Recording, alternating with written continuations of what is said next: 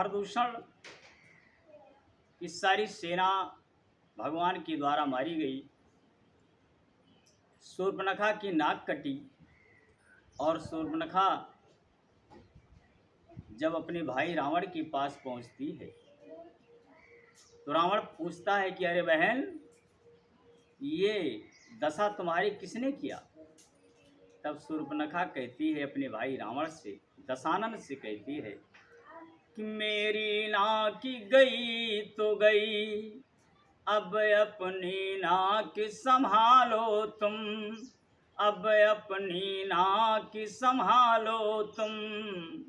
यदि जग में ऊंची नाक नहीं तो नकटा नाम धरा लो तुम, यदि जग में ऊंची नाक नहीं तो नकटा नाम धरा लो तुम। जब इस प्रकार से शूर्पणखा अपनी भाई दशानन से कहती है तो दशानन ने कहा, अरे बताइए तो ये दशा किसने किया? कहा, पंचवटी में 2 वनवासी आए हैं जिनका नाम इस प्रकार से है। बड़े वाले का नाम है श्री रामचंद्र, दूसरे वाले का नाम है लक्ष्मण जी। मेरा स्त्री का स्वभाव था, एक स्त्री को देखा तो मैंने उससे वार्तालाप करना शुरू किया।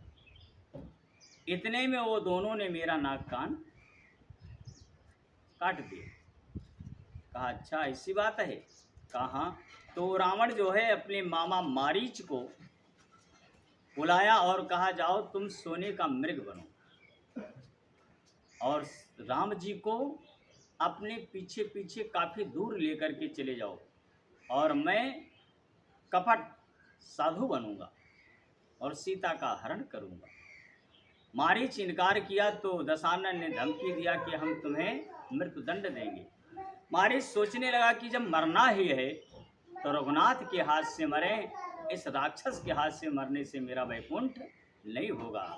तब मारीच सोने का मृग बनता है नारायण, और पंचवटी में श्री रघुनाथ जी की कुटिया के सामने सोने का मृग बन करके जाता है। सीता जी की दृष्टि जब मृग के ऊपर पड़ी तो भगवान से कहने लगी कि हे नाथ, मृग तो ऐसा देखा न सुना, जैसा ये सुघर सलोना है। देखो तो सर से पाँव तलक सारा सोना ही सोना है। हे नाथ खाली लाओ इसकी तो कुटिया की शोभा होगी। इस मृगा के मृग छाला से क्या अद्भुत यादगार होगी।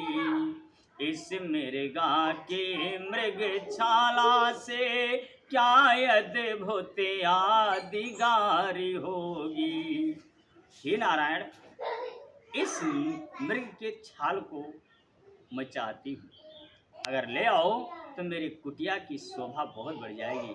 हम आपको इसी मृगशाला के ऊपर बिठा करके और पूजा करूँगी, आपकी सेवा करूँगी तो बहुत अच्छा लगेगा। भगवान समझ गए।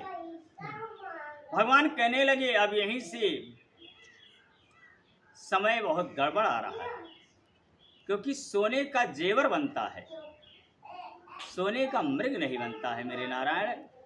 ये मायावी मृग बना है, ये मारीच है। लेकिन 3 हठ ऐसा होता है जो उसे पूरा करना ही पड़ता है। पहला हठ क्या है? बाल हठ, दूसरा त्रिया हठ और चौथा राज हठ। ये तीनों हठ ऐसे हैं जो पूरा करना ही पड़ता है।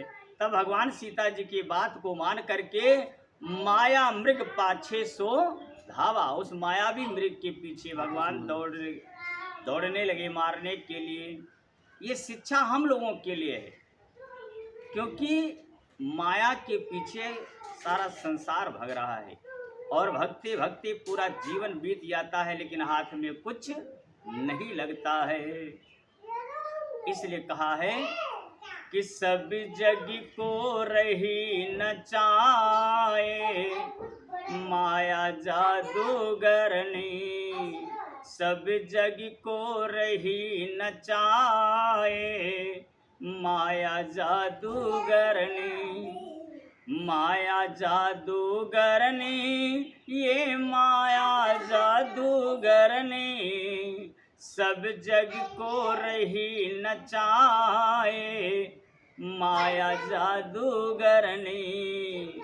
माया के पीछे संसार भग रहा है और अंत में क्या होता है प्यारे, हाथ मल करके रह जाता है, कुछ हाथ में नहीं लगता है।